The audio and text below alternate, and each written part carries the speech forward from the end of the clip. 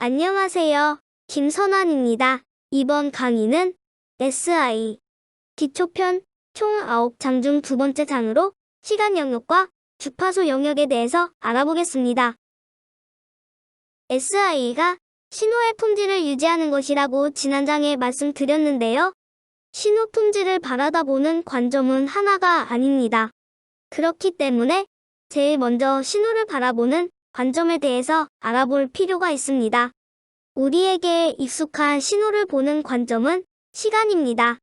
즉, 시간의 흐름 속에서 신호가 어떻게 변하는지 보는 것이지요. 그런데 신호를 바라다 보는 관점을 시간이 아닌 다른 관점에서 보면 시간 관점에서는 보지 못하는 정보들을 볼 수 있습니다. 그래서 이번 장에서 주파수 영역에서 보는 관점을 배우는 것입니다. 주파수 영역에서 신호를 보면 임피던스, 손실, TDN, 특정, 모델 같은 신호와 연관된 요소들에 대한 직관력이 강화되고 SI 효과를 마스터하기가 쉬워집니다. 그래서 이번 장에서 배울 내용은 다음과 같습니다. 먼저 시간 영역과 주파수 영역에 대해서 알아보겠습니다. 영역은 도메인이라고도 합니다. 다음으로 시간 영역의 신호가 주파수 영역에서 어떻게 표현되는지 알려주는 뿌리의 변환에 대해서 알아보고요. 주파수 영역에서 신호의 성분들을 표현하는 스펙트럼에 대해서 살펴보겠습니다. 또한 주파수 영역의 성분이 시간 영역에서 어떻게 표현되는지 옆구리의 변환도 잠깐 살펴볼게요. 마지막으로 신호와 인터커넥트의 특성을 한정짓는 대역폭에 대해서 자세히 알아보겠습니다. 시간 영역은 실제 존재하는 영역입니다. 고속 디지털 제품이 기능을 수행하고 신호가 측정되는 영역입니다. 우리에게 친숙하며 직관적입니다. 시간 영역은 신호에서 발생되는 이벤트들, 즉 신호의 변화를 시간 순서대로 보여줍니다. 디지털 신호에서 중요한 두 가지는 주기와 상승 시간입니다. 주기라는 것은 이벤트가 발생할 수 있는 단위 시간이며 상승 시간은 이벤트 발생 시 신호의 변화가 발생되는 시간을 말합니다. 시간의 역수는 주파수입니다. 이벤트 발생 단위 시간인 주기의 역수를 동작 주파수라고 부릅니다. 예를 들어 주기가 10나노세컨드라고 하면 동작 주파수는 0.1GHz가 됩니다. 상승 시간은 로우 레벨에서 하이 레벨로 신호가 변할 때 혹은 그 반대로 신호가 변할 때 로우와 하이 레벨의 10에서 90% 레벨로 결정을 합니다. 어떤 경우는 20에서 80으로 결정하므로 확인이 필요합니다. 상승 시간이 그 신호가 가진 최대 주파수를 결정하게 되며 이는 동작 주파수보다 훨씬 높은 주파수가 됩니다. 이상적으로 신호의 상승 시간과 하강 신호가 같아야 하지만 실제 반도체 제작 공정의 특성이나 설계 의도에 따라 상승 시간과 하강 시간이 다를 수 있습니다. 주파수 영역은 실제 존재하지 않는 가상의 영역으로 수학적으로 만들어진 영역입니다. 시간 영역이 수학의 실수라면 주파수 영역은 허수라고 생각하면 이해가 쉬울 것 같습니다. 그리고 복소수를 알아야 수학을 더 심도 있게 알 수 있듯이 시간 영역과 주파수 영역을 다 알아야 신호의 실체를 더 많이 알 수 있습니다. 주파수 영역에서 다루는 신호는 모두 사인파를 전제로 합니다. 사인파가 아닌 다른 모양의 파들은 사인파의 조합으로 바꾸어 주파수 영역에서 다루게 됩니다. 사인파는 다음과 같은 특징을 갖습니다. 시간 영역에 어떤 파도 사인파의 조합으로 완벽하게 묘사될 수 있습니다. 주파수가 다른 두 개의 사인파는 서로 겹치지 않습니다. 수학적으로 잘 정해됩니다. 무한하지 않은 값을 갖습니다. 주파수 영역을 사용하는 이유는 신호의 구성 성분 및 그것이 인터커넥트와 반응하는 현상을 쉽게 이해하기 위함입니다. 주파수 영역을 사용하는 구체적인 이유를 알아보겠습니다. 대역 폭에 대한 아이디어는 태생적으로 주파수 영역 아이디어입니다. 인터캐넥트 임피던스는 주파수 영향을 받기 때문에 주파수 영역에서 이해하고 문제를 푸는 것이 더 쉽습니다. 위와 같은 이유로 EMI 이슈도 주파수 영역에서 규정되고 성능이 평가됩니다. 고주파 대역에서 전송선의 손실은 주파수 영역에서 측정되고 시뮬레이션 됩니다. 주파수 영역에서 신호 해석이 쉽고 빠른 이유는 다음과 같습니다. 인터커넥트는 주로 R, L, C로 구성이 됩니다. 이런 요소들은 2차 선형 미분 방정식으로 묘사될 수 있습니다. 이런 방정식의 해는 사인파입니다. 즉, 인터커넥트의 임의에 파를 넣으면 사인파 조합으로 된 파가 나옵니다. 신호 해석을 할 때 먼저 시간 영역에서 살펴봅니다. 주파수 영역은 시간 영역보다 빠르고 알맞은 답을 줄 때에 사용합니다.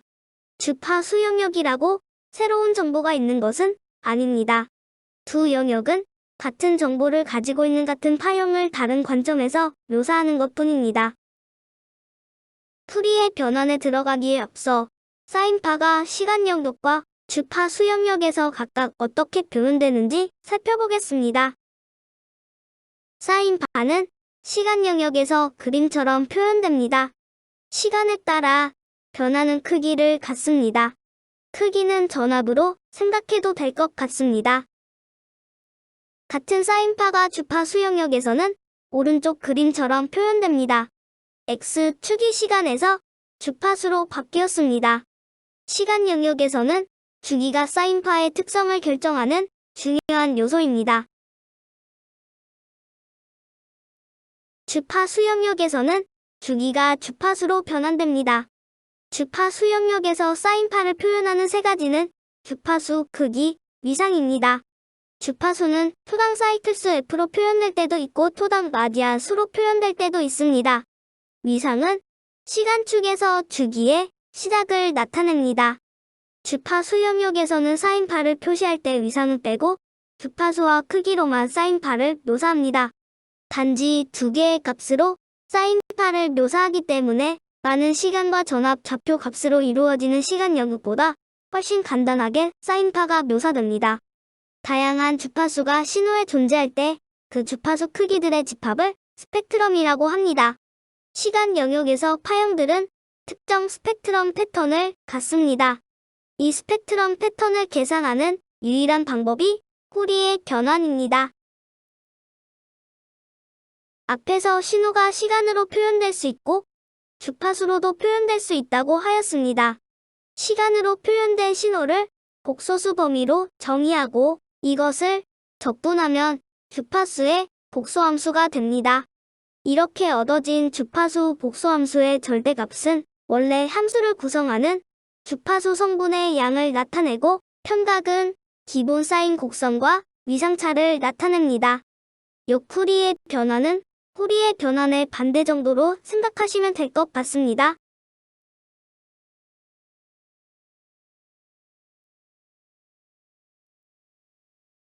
후리의 변화는 시간에 대한 신호 함수를 구성하고 있는 주파수 성분으로 분해하는 작업입니다. 마치 음악에서 악보의 코드를 나타내는 것과 유사합니다.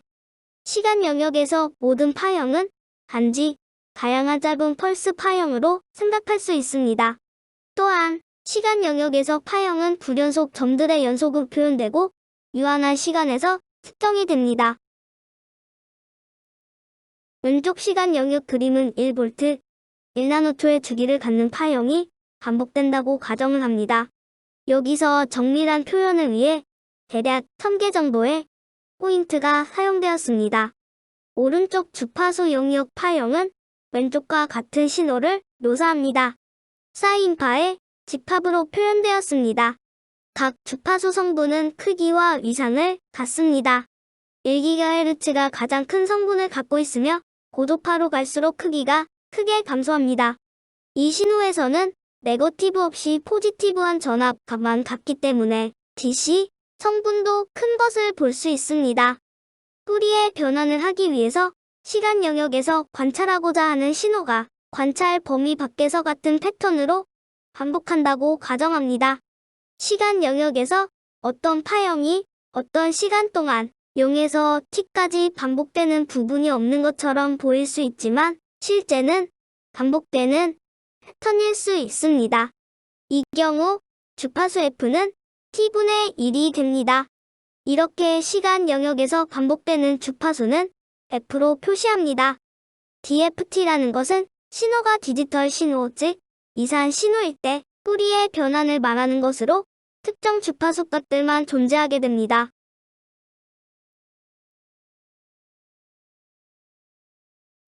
스펙트럼은 신호를 보는 직관력을 얻게 해줍니다. 앞서 스펙트럼은 사인파 주파수 성분의 집합이라고 했습니다. 각 성분은 하모닉이라고 부릅니다. 0번째 하모닉은 D시각입니다. 듀티가 50%인 구형파는 짝수 하모닉의 크기가 0인 특별한 경우입니다. 다르게 말하면 듀티가 50%가 아닌 파형은 짝수 하모닉을 갖게 됩니다. 어떤 하모닉의 크기는 파이 곱하기 n분의 2로 계산됩니다. 여기서 n은 하모닉의 차수입니다. 예를 들어 첫 번째 하모닉은 파이 곱하기 1분의 2입니다. 즉 0.63V입니다. 크기는 주파수에 반비례하여 줄어듭니다. 각 사인파 성분을 시간 영역에서 더하면 원래 신호가 만들어지게 되는데 이것이 여쿠리의 변환입니다.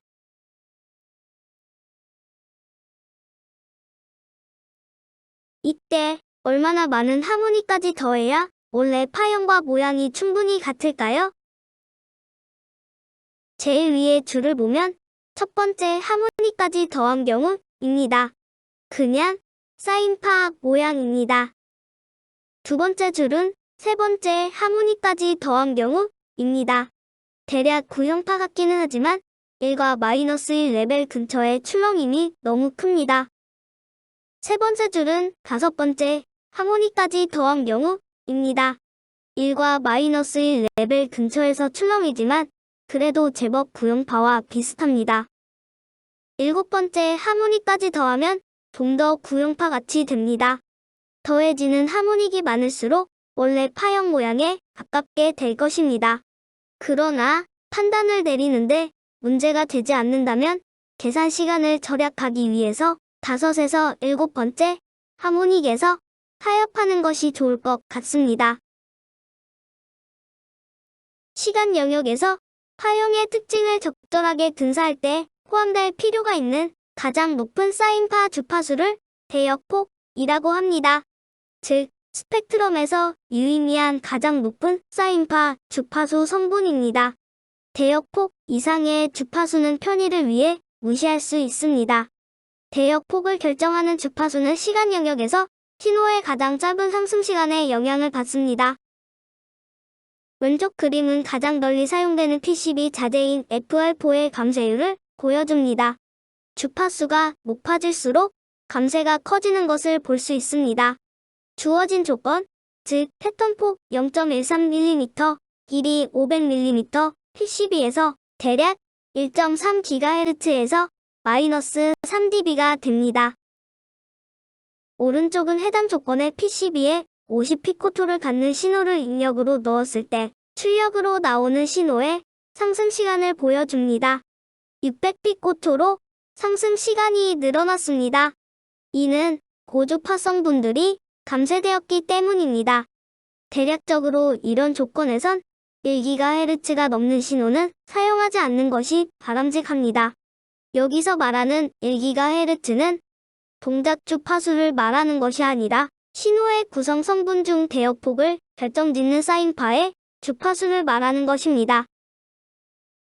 만약 동작 주파수가 1GHz인 구형파에서 세 번째 하모닉인 3GHz까지만 포함해서 시간 영역에서 파형을 만들면 가장 높은 사인파 성분은 3GHz가 됩니다. 다른 높은 사인파 성분은 정확히 0이 됩니다.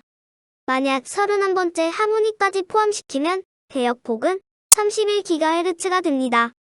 인터커넥션의 대역폭을 높이면 상승 시간이 짧아집니다.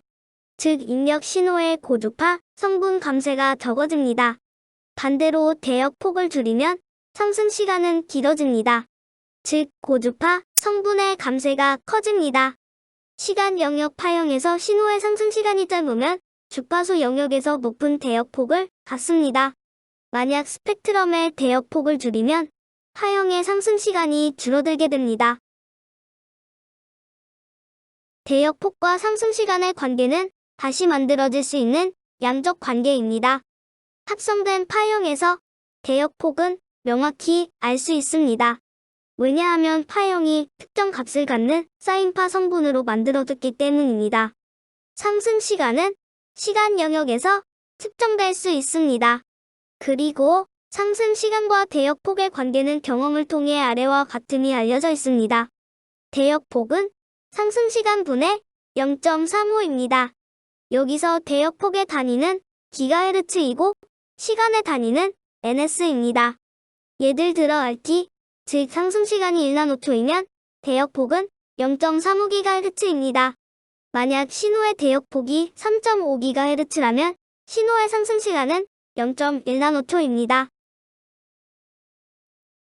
경험식이 충분히 대역폭을 반영하고 있을까요? 충분하다는 것은 어떤 주파수에서 이상적 구형파 대비 실제 파의 크기가 얼마나 작은지로 판단할 수 있을 것입니다. 작다는 것은 통상 파워 성분에서 50% 이하를 의미합니다. 크기로는 70%입니다. 이상적인 1GHz 주기 구형파의 대역폭을 살펴보겠습니다. 21번째 하모니까지 포함시키면, 즉 대역폭이 21GHz이면 상승 시간은 0.016나노초, 즉 16.7피코초가 됩니다. 23번째를 포함시키면 상승 시간은 15.2피코초가 됩니다. 약 1.5피코초가 줄어듭니다. 즉 10% 대역폭이 증가합니다. 성분의 크기만 생각하면 0.028V로 첫 번째 성분인 0.63V와 비교하여 5% 미만으로 작지만 대역폭 면에서는 10%로 차이가 큽니다. 즉, 이상적 구형파를 만들려면 모든 성분을 다 포함시키는 것이 충분한 것입니다. 그러나 실제 시간 영역에서의 파형은 이상적 구형파와 비교해서 고주파에서 빠르게 감소합니다. 0.08나노초의 상승 시간을 갖고 1GHz로 동작하는 파형을 이상적 구형파와 비교해 보겠습니다. 이 파형, 즉 사다리 모양 파의 대역폭은 0.08분의 0.35로 5GHz입니다. 이것은 다섯 번째 하모닉입니다. 대략 5GHz를 초과하면 사다리 모양 파가 이상적 구형파와 충분히 다르기 시작합니다. 아래 스펙트럼을 보면 세 번째 하모닉은 서로 비슷하고 다섯 번째 하모닉은 이상적 구형파의 대략 70% 정도이며 일곱 번째 하모닉은 30% 정도 밖에 되지 않습니다. 일곱 번째 하모닉은 상승 시간에 미치는 영향이 작다는 것을 알 수 있습니다.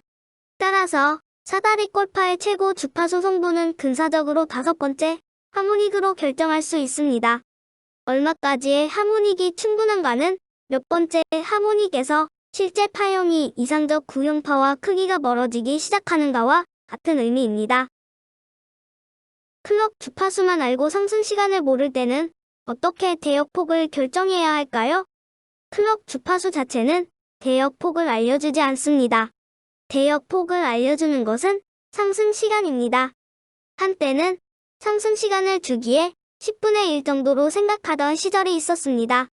요즘 고속통신을 위한 기가헤르츠 대역에서는 낭비가 심해 그 정도로 사용하지 않고 예술의 경지에 오면 3분의 2 정도를 사용하기도 합니다. 그러나 이는 경향이 그렇다는 것이고 상승 시간을 모를 때는 좀 더 공격적인 가정을 해서 상승 시간을 주기에 7% 정도로 가져가는 것이 바람직합니다. 그러면 대역폭은 상승 시간 분의 0.5가 됩니다. 대역폭은 무릎 주파수라고 하는데 대부분의 에너지가 집중되는 주파수 대역입니다.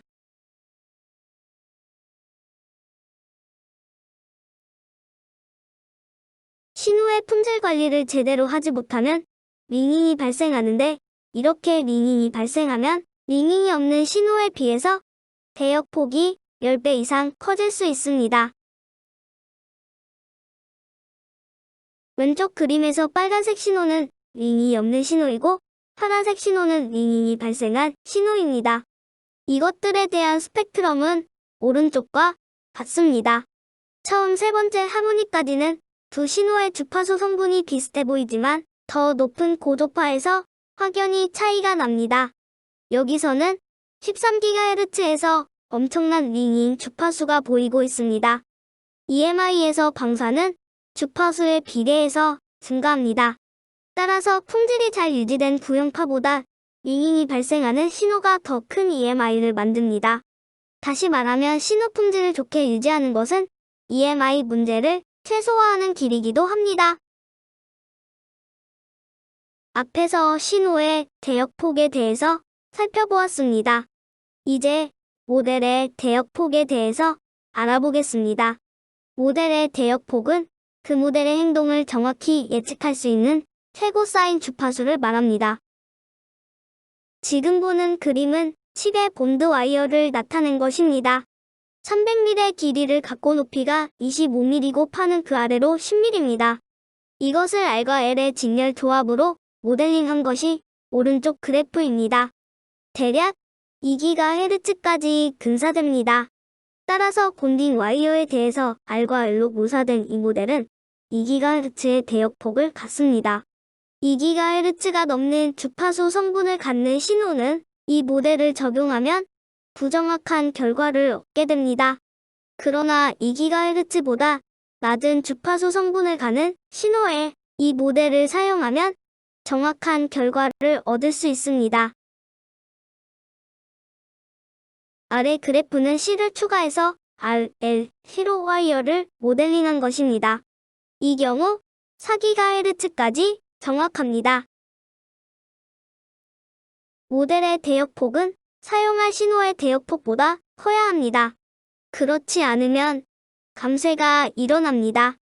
대역폭은 모델뿐만 아니라 인터커넥트 측정 등에도 같은 원리로 사용됩니다. 측정에서 대역폭은 정밀하게 측정이 이루어지는 최고 사인 주파수 성분을 말합니다. 예를 들어 TDR에서 겉으로 발사되는 신호의 상승 시간이 52피코라고 한다면 이 TDR의 대역폭은 7GHz가 됩니다. 인터커넥트의 대역폭은 그 인터커넥트를 통해서 신호가 충분히 전달될 수 있는 최고 사인 주파수를 말합니다. 전달이 될 때 전달된 신호가 주입된 신호 전압의 70% 이상 나오는 경우를 충분하다고 합니다. 이것을 3dB 대역폭이라고 합니다. 3dB 대역폭은 특별한 언급이 없을 경우 적용되는 일반적인 것이고 어플리케이션에 따라서 충분함의 조건이 달라질 수 있습니다. 인터커넥트의 대역폭 측정은 주로 VNA를 사용합니다. VNA는 한쪽 포트에서 4인파 신호를 쏘고 다른 포트에서 전달된 신호를 측정합니다. 이때 쏘는 4인파의 주파수를 가변시켜가면서 주파수마다 위상과 크기를 측정하게 됩니다. 인터커넥트는 마치 로우 패스 필터처럼 작동을 하게 되는데 이때 전달 함수를 인서션 로스 또는 삽입 손실이라고 합니다.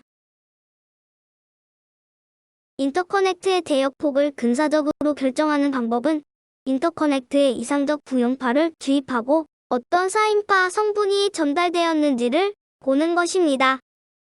아래 그림에서 8GHz에서 대략 마이너스 3dB임을 확인할 수 있습니다.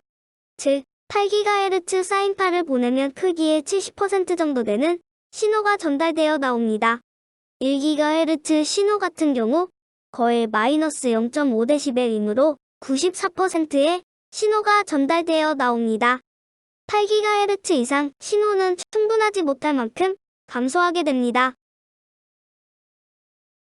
만약 앞선 예의 인터커넥트에 원피스 상승 시간을 갖는 신호를 주입하게 되면 8GHz 대역폭의 증가, 상승 시간이 43피코초이므로 43피코토의 상승 시간을 갖는 신호가 나오게 됩니다.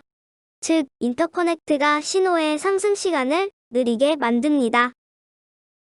인터커넥트의 대역폭은 그 인터커넥트가 전송할 수 있는 최소 상승 시간에 대한 직접적 특정입니다.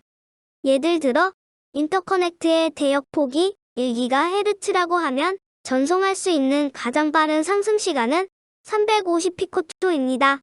이것을 본질적인 상승 시간이라고 부릅니다. 실제 인터커넥트를 나오는 상승 시간은 아래 식과 같이 구해집니다. 즉, 입력 신호 상승 시간의 제곱 더하기 인터커넥트 상승 시간의 제곱의 루트입니다. 앞선 예의 인터커넥트에 50피코토의 상승 시간을 갖는 신호가 입력되면 출력에서 나오는 상승 시간은 50의 제곱 더하기 43의 제곱의 루트를 해서 67이 됩니다. 즉, 인터커넥트를 나오는 신호는 67피코토가 됩니다. 진성 신호의 상승 시간이 대략 17피코토 정도 증가합니다. 아래 그래프의 분홍색 신호는 상승 시간이 50피코토인 입력 신호를 나타냅니다. 파란색 신호는 출력 신호의 상승 신호로 대략 80피코토 정도입니다. 신호 안정화 시간이 증가하고 신호가 다소 왜곡됩니다. 이것은 로시 라인의 특성입니다. 70%포인트까지의 지연은 15피코토입니다. 이것은 예상했던 근사법과 유사한 값입니다. 상승 시간이 1나노초인 신호가 주입될 때 인터커넥트의 본질적 상승 시간이 0.1나노초일 경우 전송된 신호의 상승 시간은 1.005나노초입니다. 인터커넥트가 상승 시간에 영향을 거의 주지 않습니다. 그런데 인터커넥트의 본질적 상승 시간이 0.5나노초라고 한다면 전송된 신호의 상승 시간은 1.1나노초가 됩니다. 인터커넥트가 상승 시간에 충분히 영향을 주고 있습니다. 따라서 인터커넥트에 의한 상승 시간 증가가 10% 이하가 되게 하려면 인터커넥트의 본질적 상승 시간은 신호 상승 시간의 50%보다는 짧아야 합니다. 주파수 영역의 관점에서 1GHz 대역폭을 갖는 신호를 전송하려면 최소한 2GHz 이상의 대역폭을 갖는 인터커넥트를 사용해야 합니다. 이제 이번 장을 마무리하며 요점을 요약하겠습니다. 1. 시간 영역은 실제 세상이며 전형적으로 고속 디지털 성능이 측정되는 세상입니다. 2. 주파수 영역은 수학적으로 만들어진 곳으로 매우 특정하고 특별한 규칙이 적용됩니다. 3. 시간 영역을 떠나 주파수 영역을 사용하는 유일한 이유는 값을 빨리 얻기 위해서입니다. 4. 디지털 신호의 상승 시간은 일반적으로 최종값의 10%에서 90%로 측정됩니다. 5. 주파수 영역에서 존재하는 유일한 파는 사인파입니다.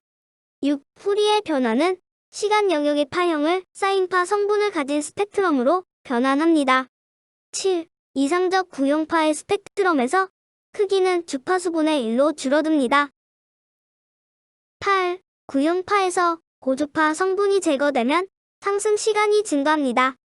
9. 신호의 대역폭은 같은 주기의 주파수를 갖는 구형파와 비교하여 최고 주파수 성분이 충분한 성분까지입니다. 10. 신호의 대역폭은 RT분의 0.35입니다. 11. 신호의 대역폭을 감소시키는 것은 그 신호의 상승 시간을 증가시킵니다. 12. 측정에서 대역폭은 측정이 정밀할 수 있는 최고의 사인파 주파수입니다. 13. 모델의 대역폭은 그 모델이 실제 성능과 유사한 결과를 줄 수 있는 최고의 사인파 주파수입니다. 14. 인터커넥트의 대역폭은 규격을 만족할 수 있는 최고의 사인파 주파수입니다. 15. 인터커넥트의 3dB 대역폭은 신호의 감쇄가 -3dB 이하인 사인파 주파수입니다.